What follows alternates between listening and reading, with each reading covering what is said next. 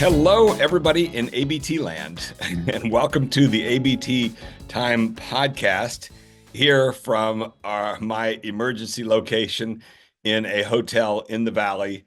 Not evacuated, actually, abandoned my home on the coast because there's no power or water because we are in the middle of this nightmare that's been going on for the past week of the Los Angeles fires.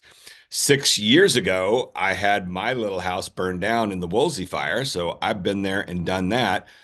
Fortunately, this time around, I'm on the opposite end of town from the flames, so haven't been impacted, but several of my close friends absolutely have been. They've lost their homes. They're pretty much in shock. I've been talking with some of them and trying to share what I learned 6 years ago about going through this whole experience. It's real crazy. We could fill the whole 2 or 3 hours worth talking about what's going on with it. But we're here for other things. This, I believe, is our first episode of the new year in our completely unscheduled podcast that we do whenever we feel like doing it. But this one is going to be built around a special guest that we've got. And, from time to time, we get wonderful emails from people. As a matter of fact, everybody should be forewarned that when you send me an email, I usually try and answer as quickly as possible, sometimes within 5 minutes, and say, quick, get on Zoom or something like that. When it's an email or somebody's raving about having used the ABT or their connection to it and all those sorts of things, is I love hearing people's stories. I also really enjoy quizzing people about how have you used the ABT? What have you learned in doing it? Because we are constantly learning as we go along. I've been doing this stuff for 15 years, and Mike Strauss and I for 10 years been developing the core or the training. And the last 5 years, Matthew and I have been running the ABT course. We're about to begin round 41 in a couple days, or no, tomorrow, I think. And it's just constantly evolving. We're keep making it up as we go along. A couple of our favorite people who've taken part in the course. One of our buddies, Charles Delahunt, who's part of the machine learning group at Global Health Labs in Seattle that we're doing a lot of work with these days. Last fall, we were up there, and as we got ready to leave the conference room, he said, the thing about you guys, every time you come here, what you're saying is different, but in a good way. You're not here doing the same old training thing. You're now got the latest version as we're constantly learning and thinking and evolving this thing. And towards that very end, one kind of cool thing we're going to start doing starting next Wednesday. And Matthew, why don't you just join me right now in this brainstorming session? Sure. When do we decide we're going to start this thing? Next Wednesday is going to be 10 Pacific for our Kindred Spirits group. Yes, Okay. 10 a.m. Pacific time, All right, Wednesday. this is something that I've kind of been incubating for a long time and dreaming of the day that we really could make this happen in a big way. And we're there now. So we're going to do something we're going to call our Kindred Spirits group. And in fact, our guest today is part of the inspiration for this, which is that we constantly get people writing in and having great experiences. Why not share them with the whole group? So every Wednesday at 10 Pacific, we're just going to have an hour session of just open Zoom session. Anybody and everybody can show up and talk whatever you want about ABT. It just all has to be ABT.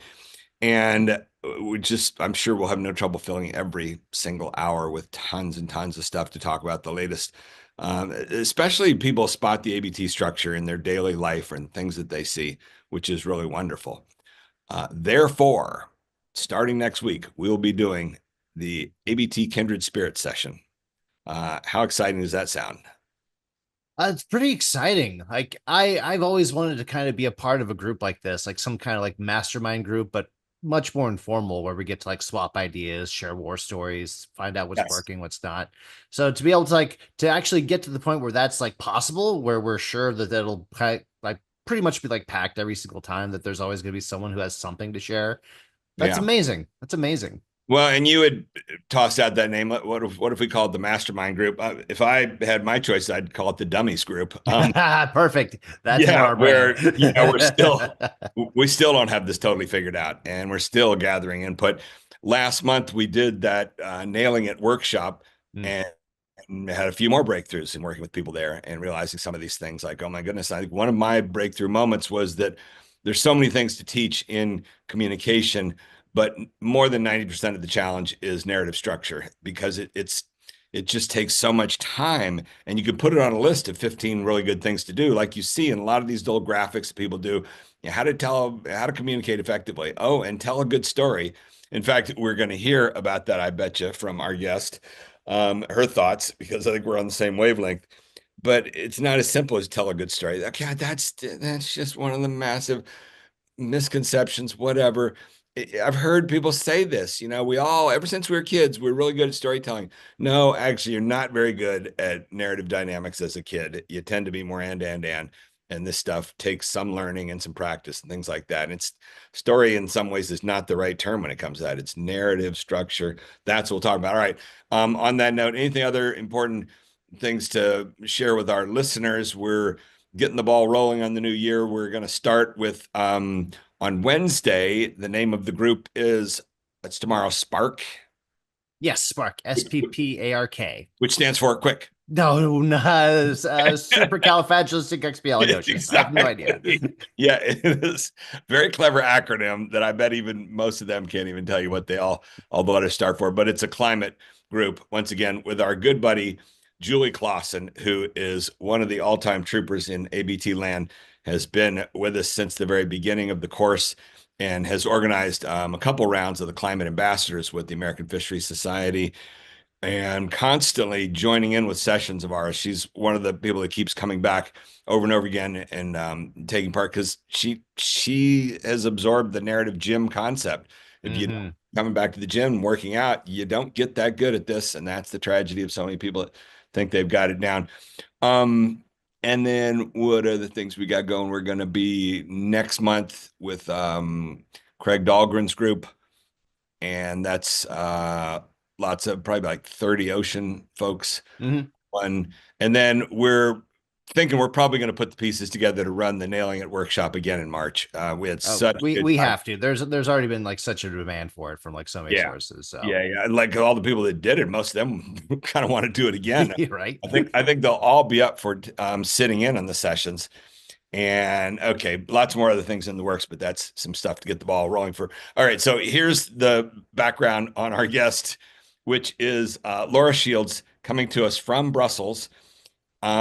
She made the mistake just yesterday of sending me an innocent email saying, gosh, I've enjoyed reading your books and watching your videos. I sure think the ABT is amazing. And you're going to see, she's got her own ABT world going full speed. And on that note, I just said, hey, why don't you just join us for a discussion tomorrow and we'll find out what you're up to. So we know just about as much as anybody listening to this knows right now about what Laura does. But on that note, Laura, how about if you jump in and join us? And greetings. Welcome to the ABT Time podcast, a very amateurish production in which all we do is talk ABT stuff. And how's about just get us started by why did you write that email yesterday for starters? Why did I write to you? Okay, so I enjoyed that mystery reveal there, the way you built it up by teasing my name and then finally you bring me in. I thought that was the most suspenseful intro that I've ever had. You're on the edge of your seat. Yeah, so my name's Laura Shields and I run a company called Red Thread, so the clue might be in the name.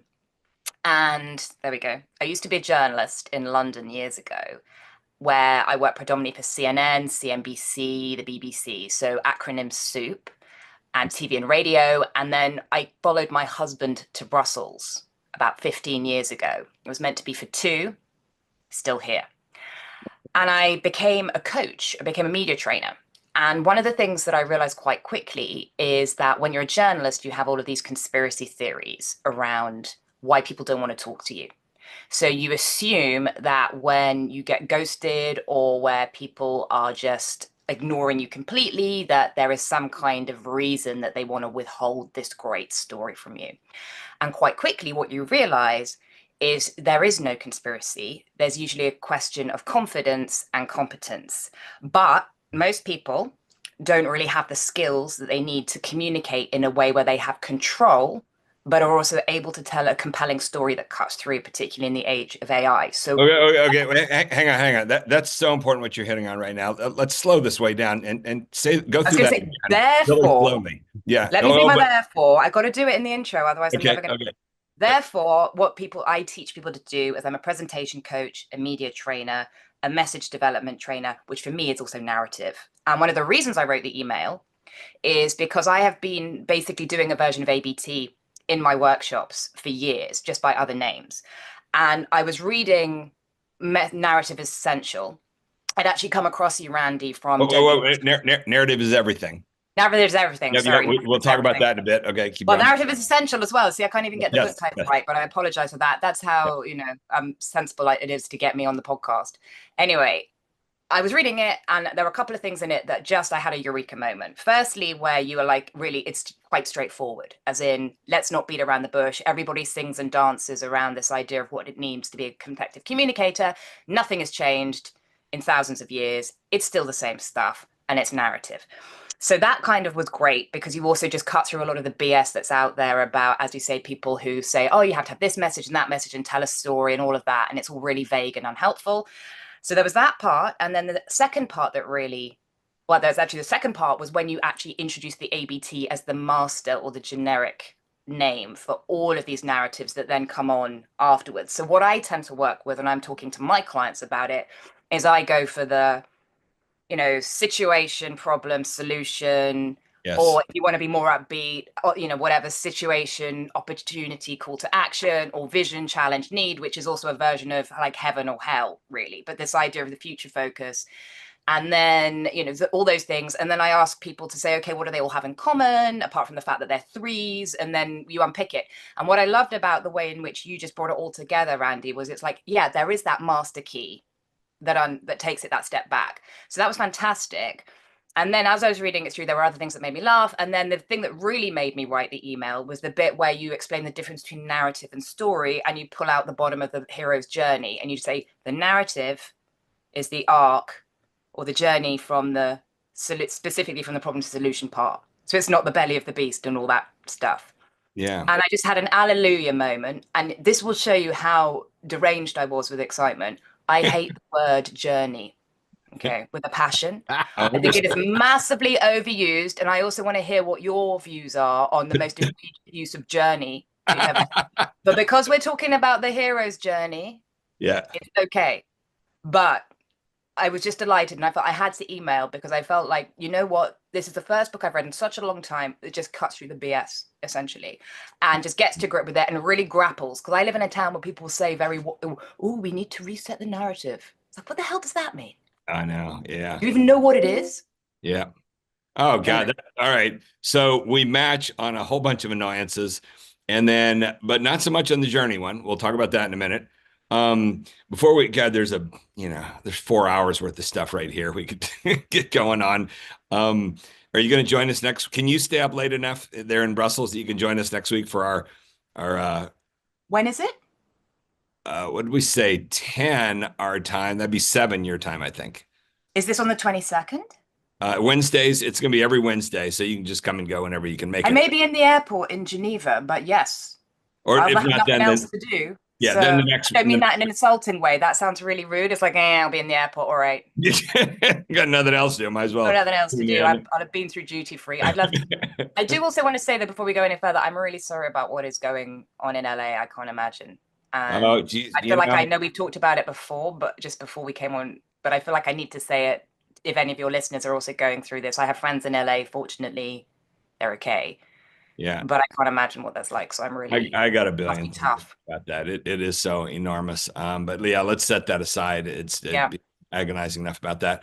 Let's stay focused here on this narrative stuff. And I've already made a little list of a bunch of things we can easily fill the 45 minutes that we want to blab for here. The very first starting point was kind of what you were starting there at the beginning and wanting you to slow it down a little bit. But it's this fundamental divide between grabbing attention versus messaging, basically. About grabbing attention and versus actually messaging and getting something across. And making an impact. And interestingly, I'm going to force my good buddy Andy Revkin to listen to this episode because he and I just talked about 3 days ago. He called me up about the fire stuff. Andy was the head climate reporter for the New York Times for about 30 years, and we're buddies going a long ways back. He called up, and I think his whole starting point with me was, nothing's changed.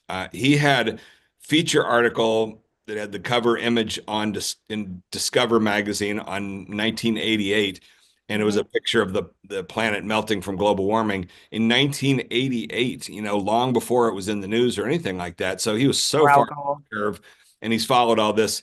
And there he was, calling me up about the fires and just saying nobody's really learned anything. Nobody's listened. That all these people come out with all these warnings. The communication has been so limited. It's not been persuasive at all. I did a thing with UCLA Institute of the Environment about 7 years ago on climate adaptation for the state of California. We chose 5 different elements of climate adaptation, like flood, fires, sea level rise, urban heat, and something else. And when you wrapped up all the interviews and everything that we did in this whole big 3 hour podcast thing, the bottom line was that everybody's just continuing to build and live in high risk areas. If you just got rid of the high risk areas, you wouldn't have as much impact from these things as are going on, but there just isn't any interest in that. And I've seen it in Malibu where it all burned down, a bunch of it burned down 6 years ago. And apparently the rebuild permits and things like that just said we'll make it easier for you to rebuild in the same place, but if you want to go somewhere else, we're not going to help you. So all And these now you won't be insured, probably. yeah, all these incentives just pointed you to going back and building in the same place. That's what they've done, on and on and on. So no learning. But getting back to this fundamental divide between attention versus messaging. And I may irritate you in some of our conversation here in the next half an hour, because I really increasingly have become not much of a fan of a lot of journalists in terms of them thinking that they're tapping into the power of narrative when in fact the vast majority really aren't. They're reporters, they're attention grabbers, they're just out there spewing things out, trying to grab eyeballs. What narrative structure is about is trying to grab people's hearts and minds and souls and reach down inside of them. And it comes at a price. And at the simplest of all levels, and this is a good thing to toss out to you here at the start to get your thoughts on it, because a couple years ago, we started a course and I was there speaking in person for the first session. And the communications director for this organization was a former journalist. And when I was done with the first hour, she came up and she said, "Oh my God, ABT, that's just like the inverted pyramid thing we do in journalism." And I'd never really totally processed it, but I kind of instantly was like, I don't think it's quite the same thing. And I went back to the hotel room and actually did the obvious thing of feed it into Chat GPT and ask it, what's the difference between three-act structure and the inverted pyramid? And it gave an excellent explanation. If anybody really wants to get clarity on that, I hate to say it, but man, Chat GPT just laid it out so much so that I just screen captured it and presented it in the next session with the group there to say, here's the fundamental divide. And that's your basic divide right there, which is journalists use the inverted pyramid model and they are out there to grab eyeballs. They don't care about educating you. They don't care about persuading you. They don't care about anything for the vast majority. A few of them do. Some of them are investigative journalists. They are trying to really be persuasive. But the vast majority of them, the inverted pyramid idea is take your most attention grabbing thing and lead with it. And then, yeah, you don't give a damn after that. And if they want to stick around for some more information, then feed them some more and do the inverted pyramid thing. Feed them more and feed them more. The three-act structure is make the assumption that people are going to give you a tiny bit of time at the beginning where you can even bore them a little bit. If you bore them too much, you'll lose them. But Too they'll much hang hand, in hand, there for a hand. little bit. They'll hang in there enough for you to get to your twist, your first plot point, your activation point, the point where you start the question, all those sorts of things. And if you can do this setup work before you activate the narrative part of the brain, then you're going to find a pathway deeper inside of them. But if you don't do any setup, then you're not getting into narrative, and all you're doing is what reporters do, which is just spewing tons and tons of information. Oh, okay, that's interesting. That's interesting. And we should get into this, Matthew, because we've been delving into what's going on with all of these TikTok video makers who are scoring millions and millions of views and everything like that. But when you look at the template that they've converged on, it's the same thing as reporters, basically, for the most part. It's just largely, it's just holding your short attention span. It's not going anywhere. It's but, therefore, but, therefore, but, therefore. But what they've done is they've gotten rid of all the blue material, all the setup material there. It's not long enough to build empathy. That's it exactly. And so what we've learned in our whole journey with the course and where we are right now, and I think where our entire society is and where Hollywood absolutely is the extinction of the first act. And that's what's gone on with the short attention span, is that over the last 30 to 40 years, people have just, I think what Hollywood has found out is that there's no return on investment for the first act. You think? Absolutely. Yeah, no, let's get deeper into this, because there was an essay written 2 years ago by a veteran producer named Ted Hope, a Mhm. Substack essay. And he began by saying, does everybody realize that all these studios have gotten rid of their story development departments? They don't exist anymore. The thing that they did for decades and decades, they used to hire all these people to take a movie script and work on it for years. It was called development hell, and you'd put it back into the development process, and all these people would be working on ABT, basically trying to. And the biggest challenge always is, how do we frame this thing? How do we set it up in a way that's going to have an impact on the viewers? And it takes a lot of time and a lot of effort. What they've learned nowadays, and you can see it in movies, literally, I mean, among many, you could see it in some of these World War II movies, Dunkirk Yeah. Mm. and 1917 and All Quiet on the Western Front.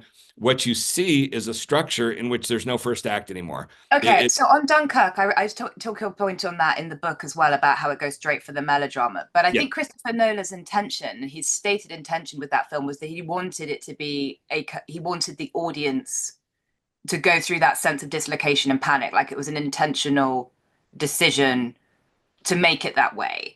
Sorry, I'm going to sound like I'm whatabouting it. I don't disagree with you. However, Well, I have a no, question. hang on. Let's work on that point right there. That's really interesting. And what he's saying by saying that is that in this whole vertical spectrum, he's Mhm. saying that he wants to dig really down deep in the visceral and Mm. get them in emotion. And Yeah, he wants that's fine. exactly.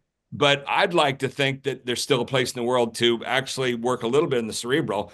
And that the idea is to use the visceral to achieve goals in the cerebral, whereas what he's Sure. doing there is, let's just live in the visceral, and we don't give a damn if anybody ever gets any deeper understanding of anything. And that movie Dunkirk, I guess it does give you one little piece of information, which is, wow, there was this big evacuation that they managed to pull off. But for example, can you tell me one character you remember from that movie? Yes. Who? I remember the soldier at the beginning who runs through the street. What? I remember the Kenneth Branagh, who's the. I don't. If you're asking me names, no, but they're not named. No, Which no. But in terms of memorable character Yeah, moments. there's Kenneth Branagh, who's the admiral or whatever it is, or the captain who's pacing up and down. Then there's Mark Rylance, who flies, the boats. Cillian Murphy, who's the soldier with PTSD who gets washed up. Okay, I all right. remember Harry. I do remember it. Wait, But hang okay, on. We got to put on the brakes here, because now we got to talk about an inner circle, outer circle. What okay. country are you from I'm originally? from the UK and I live in Belgium, so I live in Oh, the really? I From the live in the UK? battleground Wow. of Is there any Western chance a movie Europe. like Yes, Dunkirk is a little more relevant to you than to Numbnuts in the US? sure. Yeah. So But I like, okay, so on a there's an different note, inner circle dimension I'm with you. going to turn this around for you then. I have Yeah. the quick question. I've just watched two movies recently that were nominated for the Oscars last year but didn't win to Yeah. Oppenheimer.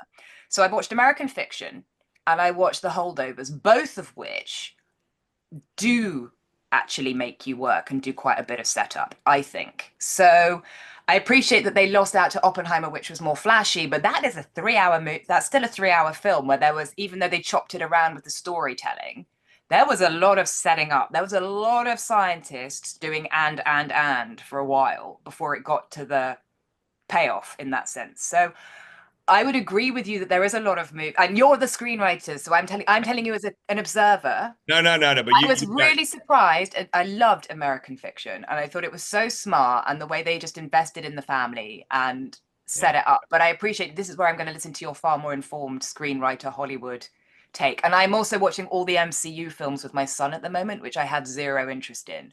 Some of them I like, some of them I don't. So I have got the counterpoint to that. So yeah. oh, I have what? Sorry, just one final point about the inverted pyramid. You also know that's because they used to cut from the bottom, right? It wasn't just for eyeballs. The Okay. printing press. So the Say reason that. why journalists had to use the inverted pyramid is back in the day when we only had newspapers. Remember those? Mhm. When the story had to go up to be fitted, if Yeah. it was too long or they didn't have space, they cut from the bottom. Uh-huh. So there was also a technical reason, and it's also called the news, right? Yeah. So, Yeah. and now obviously when we're in this battle for attention and nobody reads LinkedIn posts, But you probably saw in the Narrative is Everything book, where's the one place in the newspaper world that you see the ABT being used a lot, and they don't even seem to want to talk about it. Do you know where The I New talk York about? Times Yeah, where in the New York Times? front page. Yes, exactly. And is that not probably one of the most intense incubators of the need to the desire to try and reach the biggest, broadest audience with these Yes, stories? but Yeah, exactly. they are an exceptional Oh, I know, newspaper I know. that No, has no, actually managed to yeah. survive in this No, horrendous this is what I'm press. saying. So let's talk in terms of narrative evolution, Mm, narrative selection that I lay out in that mm, book, because that's what I would argue is that you see that's what's going on there is that those report mostly probably those editors, maybe the reporters as well, but the ones to get on the front page, they converge on ABT structure. And I'm such a nerd. Every single day at my local grocery store, I pick up that front page and count the number of butt paragraphs. And there's no other newspapers that have the frequency of butt paragraphs that the front page of the New York Times does. And all local newspapers, you will never, almost 100% never see a butt paragraph. And that wow. becomes, yeah, really reflective. I mean, why aren't they more analytical about this in the journalism world? I've tried to talk to journalists. They don't have time anymore. I've given talks at the NYU School of Journalism. They had me come there, and they didn't listen to anything that I had to say about ABT. It was just like that's not our world. It's really frustrating dealing with the journalists. I've hit a brick wall with them, and that's why I've got a pretty rotten attitude towards them to a large part these days. Is they're not listening. They don't care. They're so much in their own little bubble with what they do, and they're losing audience. But you see this evidence of narrative selection on the front page of the New York Times. There it is, the intense Mhm. incubator, and their editors, of which I've talked to them there. They don't even care about this pattern. Oh, whatever, but paragraphs. I'm sorry. Why is there no curiosity? Why doesn't it fascinate you to see a pattern out in nature and want to actually figure out why is there this consistent pattern? Why is there always 2 to 4 butt paragraphs on the front page of the New York Times and never on any small local newspapers? Why? Because local audiences are inner circle. They only want to know what's going on in the neighborhood, and is great for them. They don't need to have their attention grabbed. But for the New York Times, they're trying to reach people that have no interest in what's going on over in Uganda, and they need to put it into some bigger, broader context, and they do that through ABT structure. I mean, Mhm. at this point, I've had 15 years of watching this stuff, trying to document. I'm so frustrated. I'm so I frustrated can with hear the it's like academic public. therapy for you. It really is. I'm I not sure mean, what you want to tell me. I haven't been a journalist for 15 years.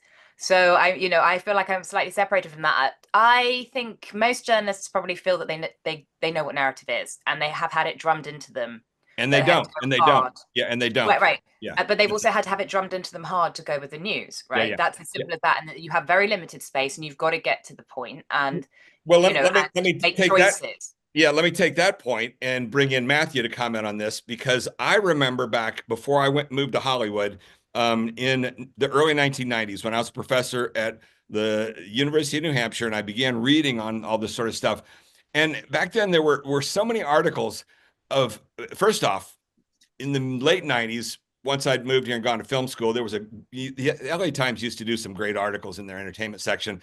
And they had one about the long running enmity between journalists and Hollywood people. They hate each other. There's a long standing, decades long tradition of those two groups hating each other. The journalists, the Hollywood people think the reporters are a bunch of morons. They can't tell a story. And that's a fact. The journalists look down on Hollywood people, saying we could do your job if we wanted to, but we're more virtuous. We're here trying to educate the world through journalism, and anybody can go and write these screenplays. And Hmm. then you go to film school and you spend 3 years getting to know this stuff. Then you come out of Frank Danielle's class that I had back in 1995 with my good buddy Greg Tillman, who's longtime writer, director of feature documentaries with Netflix and things like that. And he and I, for 15 to 20 years, have tried to make sense out of Frank Danielle's course. And slowly but surely, we've all these things that you mentioned at the beginning, all the hero's journey and everything else like that. It's taken so long to make some sense out of it. But as you slowly but surely do, you begin to realize that it's very much an art, screenwriting. And I also, side comment, feel that there's a major genetic component. And I think that there are a lot of people that just have, I saw it in film school. We had 50 classmates. There were 2 or 3 there who could just instantly boil down everything into a couple of quick short, concise, pithy phrases or whatever that tell you it's like being a photojournalist, the ability for one picture to tell 1,000 words. And that's what a good screenplay does, is just a screenplay that's 120 pages in which most of the pages are white. There's very little text on them. There's an art to being able to do that. And reporters don't have any idea how hard that is, how much time it takes, and how much background you have to have in it. And as a result, there's been this longstanding tradition of them having this arrogance of thinking, if I wanted to sell out, I could go to Hollywood and make millions of dollars. And then you go to Hollywood and you find out there's almost no reporters, journalists that have ever made it in Hollywood. There's tons that have gone there and hit a brick wall, although that's more in the old days. Nowadays, I don't think it takes nearly as much of that talent to make it in Hollywood. It's more kind of like getting in with the right crowd with these entertainment ride movies that are being made, that I'm talking a lot in the past in terms of the great screenwriters. But that's the fundamental divide, is between this reporting versus concising, which is what screenwriting is about. It's this challenge of concising. That's a new word. Matthew, we have not used this word before. Let's make a note of it. We are teaching concising. Abomination. Adding it to the glossary. Yeah, exactly. Concising. And that is what it's about. And that's the first little divide that I had when I first came out 20 years ago and started getting involved with this with Flock of Dodos. And they somebody had me on a blog. They asked me to list 10 things about what scientists are doing bad in communication, and everybody applauded it. And then all of a sudden, one evolution biologist, marginal character, suddenly came out and said he's advocating dumbing down science. And then I had to weigh in and say, no, I'm advocating concising and taking the same information. And there are ways to take the same information and make it more concise, losing only a small percentage of what you had there, but gaining a bigger audience and more depth and understanding. Sure. I mean, so there's different things here. It's like, Randy, what would you want journalists to do differently? Because obviously we talk about screenwriters and sort of narrative structure and the art of it. Like I think part of the issue here is that it's the word story. Now, I know we say that there's a difference between story and narrative, right? But I think the journalists would say our job is to give people the information. We will make a judgment on it based on the people that we talk to, but it is not to persuade people per se. Obviously, there are the liberal slants or whatever. So, like, what is it that you want? Like, what is it that you feel frustrated? Like, what is it that you want? Okay. Yeah. No. Because I think it's also, are you making unrealistic demands? No. And first off, 100% unrealistic for me, because what I would like the whole world to do is cut back the amount of information.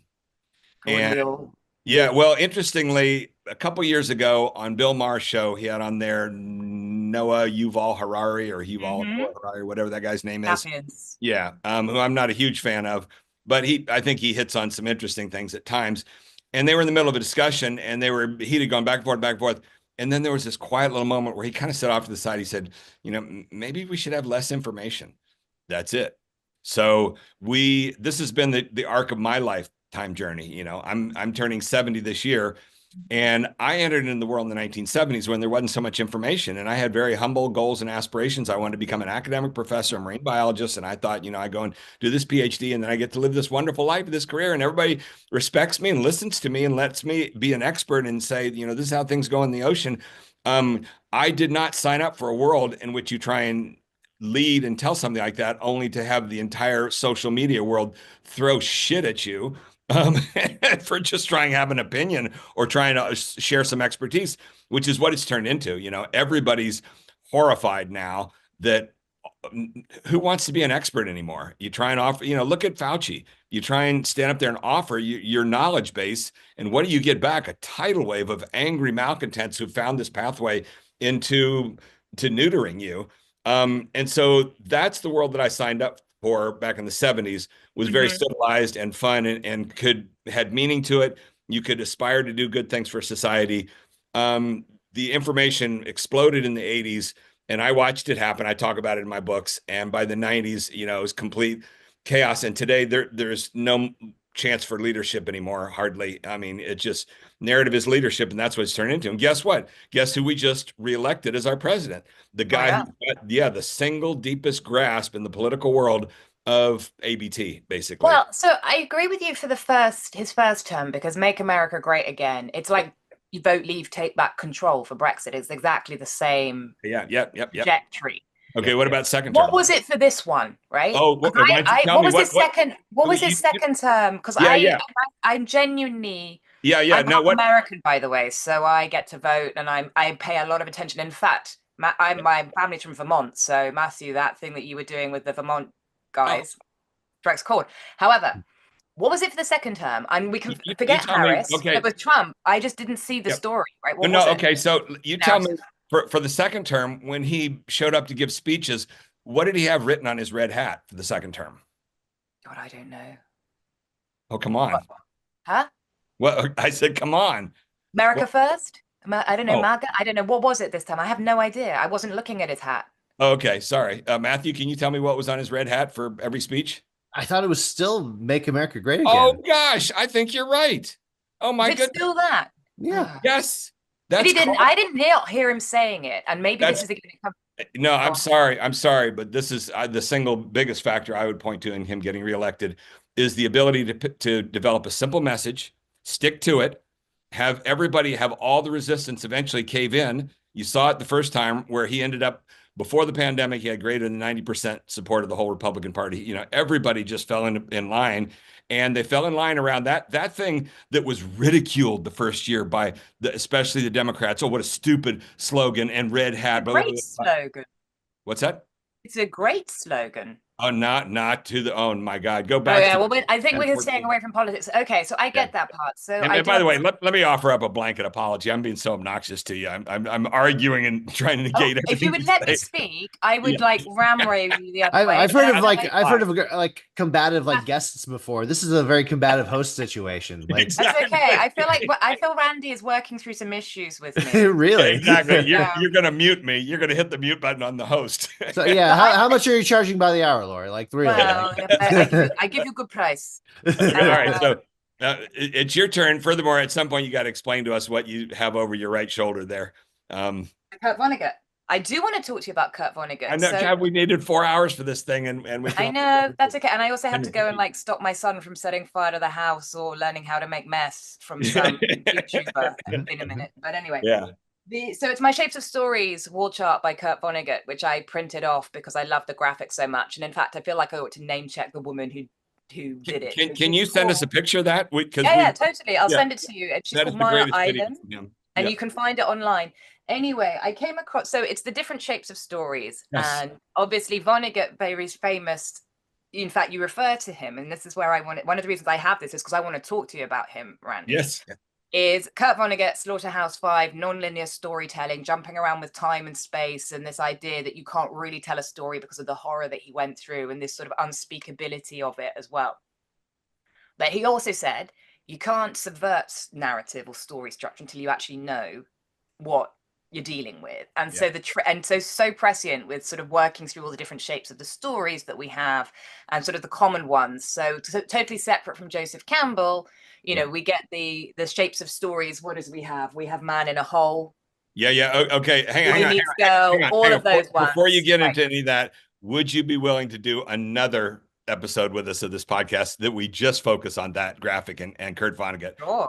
Yeah, let's. And I want to talk about it though in the context of climate change, and I also want to talk about it in the context of the rise of nationalism because I live in Brussels with the EU, which has the most amazing ABT for its foundation, and is really struggling to now. And by the way, you know what? It's a perfect parallel to the Kurt Vonnegut thing right there. Just as you're going through it, is Salvador Dali.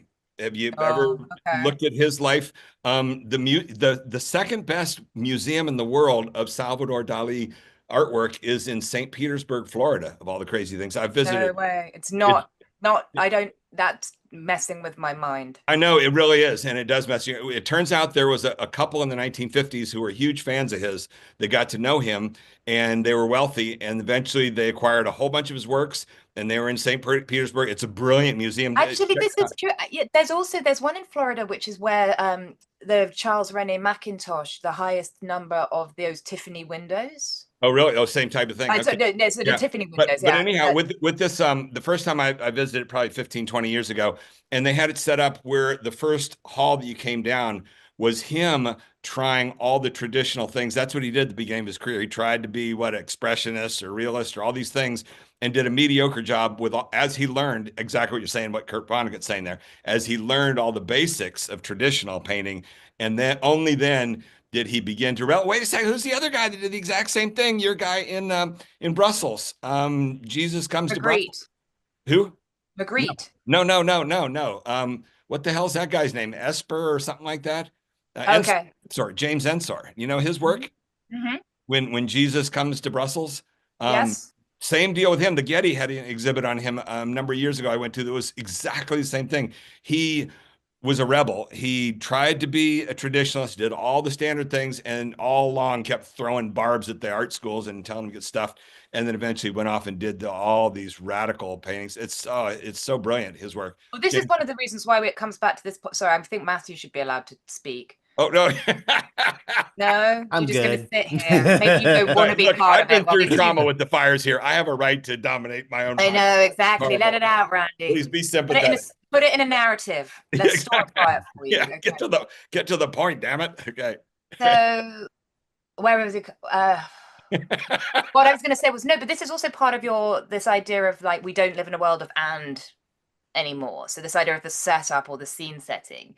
If you again, it comes back to this point about art and literature and narrative, is that it's so difficult to get people to connect or to care about it if you kind of talk about what came before. And if you look at art and if you look at literature, so much of where it's come from is about subversion of what came previously. So how on earth can we understand the present or the mess that we're in now if we don't know what came before? And if we link it back to narrative, one of the things that I find when I'm working with clients a lot of the time is they want to either jump straight to the problem or they want to jump straight to the solution. All right, Yeah, Matthew. that's all of our clients and too. I'm just like, no. Let's give Matthew a couple minutes on that. Okay, Matthew. Yeah. Yes, I will be quiet. Opine. Oh, opine. Well, I will opine. Well, it's part of our journey, Randy, and we kind of thought the same thing as your clients, as our clients. The most important part of the narrative that we have to spend all the time on is the problem, and that's true. We do have to make sure the problem is solid and steady, but we're finding the most difficult thing to do right is the and material, that setup material. Yeah. Framing is impossibly hard, and it requires immense amounts of critical thinking in order to get it right. Especially you talked a little bit earlier about like projecting into the future, being very like future oriented, future focused.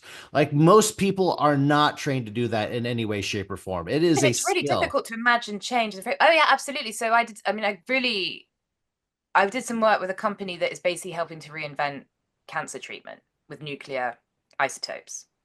And they all want to go in about nuclear medicine and why it does this, and it's like heat-seeking missiles and injects. Like, whoa. Okay, let's go back. What's the problem here?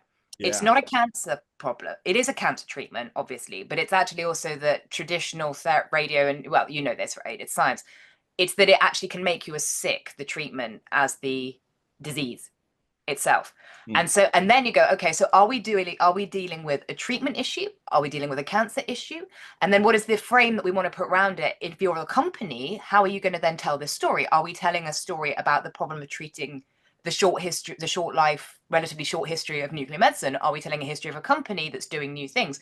And so you're absolutely right, Matthew, that the frame and the setup is also your gateway into a whole different like possible paths, if you like, where it can, the possibilities can split about which way you're then going to go with that story. So yeah, the frame is really important. And that's what for starters, the climate community has done a disastrously bad job with. Well, did you see also somebody scrawled on Darwin's grave? Did you see this? Saw that. Yeah, I didn't know what it's all about. Give us the background on that. 1.5 degrees we're at, right? Yeah.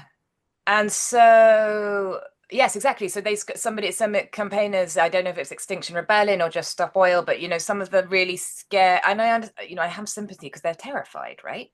But the people who are putting the science on there, we've breached 1.5 or 1.5 already on Darwin's grave, or tomb. I can't remember which it was, but we're one of the two. 1.5.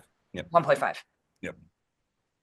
Yeah, and also right now, it's a fairly nihilistic time in a lot of ways. And, in the context coming back to LA, and I was thinking about this in the context of listening to you last night, Matthew, is when you're in hell, we need the narrative. And it made me think a lot of the Milton quote from Paradise Lost, which is, Mm. long is the road and hard that out of hell leads up to the light. And that is a perfect narrative trajectory. And it's what Satan says when he's in hell and he's been cast out by God, right? And I just think that is the most beautiful. But it's that idea also of we have to offer something more because the brain craves it. Okay. All right. So we've got 5 minutes remaining here to wrap Fix this up. all the narrative problems in the world. Okay, I will make we've got to do another episode with you. Just exactly what my fear was, that you'd get on here and we wouldn't even scratch the surface. I'm game. I think an entire separate discussion on the Kurt Vonnegut stuff. Well, should we plan it a little bit? Because otherwise I feel like we're just We gonna we will around. yeah, no, we will. This was just the first little introductory No, thing. this is really fun. I love it. Yeah, But honestly, no, I also it's I have tremendous. ADHD, so I will just go down every single rabbit hole. You're our kind of people. Well, right. Very good at making the connections, not so good at sticking with it. So I Rabbit hole. apologize to your Okay, listeners. let me. All right, we're going to wrap this up. Let me finish. For this was a fairly scattershot discussion, but that's fine. And this was just us getting to know you. And thank you again for that tremendous email you sent yesterday. And Thank you. Thank you for yeah, writing yeah. the book. It was like, you're my people. Well, no, exactly. Which is why you could take some credit for this. You cued the thoughts yesterday in our weekly Monday meeting, where all of a sudden I read your email to the group, and then it just hit me. It's time to do this. Our weekly Kindred Spirits, ABT Kindred Spirits group, and you'll see we got a bunch of people show up, and I don't know how we're gonna keep order and keep me shut up, but I'll try and just moderate, and we'll just let people say pieces. Matthew should have a virtual stick. I'm the host. I can have the mute button. Wait. Even better. Hang on, even better. I have this thing, the e-collar. The timer. Do your queuing thing. Yeah. No, I have this the e-collar for my dog. And yes, we could wrap that around my leg, and I'm sure we could make it remote. And then he could just punch the button and it would just electrocute me every time I go on too long. But my final little tidbit I want to say here, and then we'll let Matthew say something and we'll let you have the final word. But here's my little perspective thing, which is once upon a time, my dear, wonderful mother, who lived through most of last century, I had a woman friend that we were at dinner talking, and my friend said, and this was the mid 80s when tensions were geared up with Gorbachev and the USSR, and the atomic bomb clock was getting to 3 seconds. I remember Maggie and Ronnie. Yeah, exactly. Right in the middle of all that time. And this friend of mine said, I don't know that I would ever want to bring a child into this world. That was mid 80s. And my mother cut her off and said, do you have any idea what it was like in 1948? 3 years after 2 actual atomic bombs had been dropped and the world got to see that we have this ability. And then the rumor mongering, the misinformation was insane of how many other bombs were there ready to be launched. And by the way, that Oppenheimer movie, I didn't even bother going to. So many friends of mine said, don't bother. It didn't get into anything interesting as far as I could tell. But there is so much to get into that's so interesting about the atomic bombs, and especially what Harry Truman dealt with. There's your interesting story, but set that aside. But anyhow, what my mother was saying was, if she had caved into all the fear and everything of society back then, none of these kids would have ever existed. I wouldn't be here. And, that sort of pessimism, we live in a media-driven society. And it's the negativity bias. Yeah, exactly. I'm not sure that we're in hell right now. And no, I meant in LA. No, I just mean the entire society. We are a media-driven society. Marshall McLuhan tried to warn of this in the 60s. And it's just nobody's in control of anything anymore. And everybody is just a victim of this media-driven society. And it's stepped up. I would say it's media in the broadest sense, though, right? I mean, I would say okay, this is another discussion. But to point it back to Marshall McLuhan, he was the guy that began to point to TV and say, do you realize this stuff? Nobody quite knows how TV works. It's not like newspapers. It's a whole different medium. Yeah. And that was the warnings that he gave. And then in the late 70s, just before he died, he warned about the information maelstrom. And he said, if we don't put some constraints on this thing, we're going to end up with the day where we created this maelstrom where the amount of misinformation equals the amount of information. And that's where we are. And I don't know why nobody has got the brains to read his stuff and point back to him. But you know that when everyone talks about the Gutenberg press as being this sort of democratization of reading and spreading of books that were affordable to the masses, you know what came at the same time? Yeah. The witch hunts, because there was the Maleficas Maleficorum. So all the stuff about witch, right? What I'm trying to say is that disinformation, misinformation, and the spread of technology and media and media, they run right through humanity. This isn't new. It's just that it's on a different scale. Yeah, yeah. Well, we don't have any guarantees on the future, so who knows? But on that note, on that cheerful note. Okay, on that note, we're going to Matthew make a statement, and then we'll let you have the final statement. And you haven't even told us about Red Thread, so why don't you take 2 minutes? I don't care. I don't want to talk about my company. Oh, shut up. Okay. All right, Matthew. I could tell you why the story, though. I don't want to care about talking about the company. I want to talk about narratives. I'll tell you why Red Thread in a minute. It's my last thing. There we go. Okay, Matthew, give us a final statement. Final statement. I have so much to say, but I'll try to be as concise as possible. Laura, you said negativity bias, and I think negativity bias is kind of where we're all stuck just because of our brain structure. Randy, this is why I'm so excited to have Anahita, a neuroscientist, getting on board, because I can have like some in-depth discussions about that, how we are pre-programmed thanks to our amygdala for a negativity bias.